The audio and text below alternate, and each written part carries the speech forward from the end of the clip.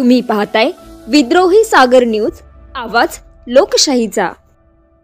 ज्यांच्या हाताने आज आपण शुभारंभ करतोय असे सर्वांचे लोकप्रिय आमदार अब्दुलजी सत्तार साहेब, मंचावर उपस्थित सर्व सन्माननीय नगरसेवक, पदाधिकारी, कार्यकर्ते, नेते आणि सन्माननीय व्यासपीठ, समोर बसलेले ज्या दिव्यांग बांधवांना आपण आज निधीचा वाटप करतोय असे सर्व दिव्यांग बंधू भगिनींनो आणि रामाई आवाज योजनेतील आणि प्रधानमंत्री आवाज योजनेतील लाभार्थी बंधू भगिनींनो, या ठिकाणी आपल्याला सर्वांना माहिती आहे की नगर परिषदच्या वतीनं गेल्या 30-35 वर्षामध्ये जो काही अभूतपूर्व विकास या शहरामध्ये झालेला आहे आपल्याला सर्वांना माहिती आहे। मराठवाड्यामध्ये प्रत्येक ठिकाणी पाणी टंचाई असते, पाण्याची वणवण असते, कुठेही पाणी पियायला मिळत नाही, 10 दिवस 15 दिवस पाणी पुरवठा होत नाही। पण सिल्लोड शहरामध्ये अब्दुल सत्तार साहेबांच्या मार्गदर्शनाखाली, त्यांच्या नियोजनामुळे सिल्लोडकरांना कधीही पाणी टंचाई निर्माण होत नाही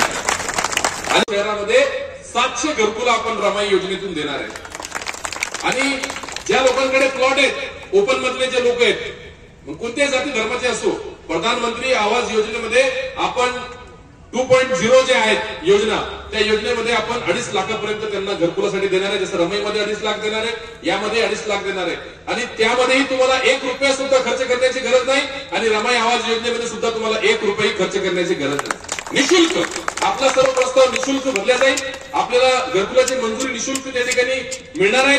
कुठेही दलालाला 1 रुपया देण्याची गरज नाही, कोणाच्याही मार्फत तुम्हाला येण्याची गरज नाही। नगरपालिकेच्या कर्मचाऱ्याकडे प्रस्ताव द्या किंवा नगरपालिकेत येऊन आपण प्रस्ताव देऊ शकता, पण कोणालाही 1 रुपया, 1 दमडाही, 1 पैसाही देऊ नका। जो कोणी पैसे देऊन त्या ठिकाणी आपला घरकुल मंजूर करण्याचा प्रयत्न करेल, नक्कीच त्याला घरकुल मिळणार नाही। ही योजना तुमच्यासाठी आहे, गोरगरिबांसाठी आहे।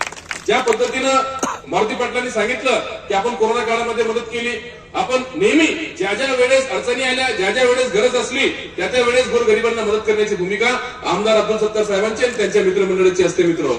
आणि विशेष आपल्या सिल्लोड नगर परिषदेवर साहेबांचा आशीर्वाद असल्यामुळे, साहेबांचं मार्गदर्शन असल्यामुळे, साहेबांचं पूर्ण नियोजन आणि पूर्ण साहेबांचा त्या ठिकाणी मार्गदर्शन असल्यामुळं आपल्या नगर परिषदेला कुठल्याही गोष्टीची अडचण त्या ठिकाणी भासत नाही, अडचण निर्माण होत नाही।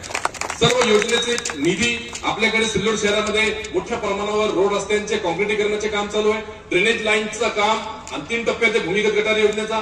ती योजना 10-20 कोटीची नाही आहे मित्रो, ती 100-150 कोटीची योजना आपल्याला फक्त आणि फक्त आपले मुख्यमंत्री एकनाथ शिंदे आणि आमदार अब्दुल सत्तार साहेबांमुळे या ठिकाणी मिळालेली आहे। आणि अशा मोठमोठ्या योजना आपल्या सिल्लोड शहराला आमदार अब्दुल सत्तार साहेबांनी दिलेल्या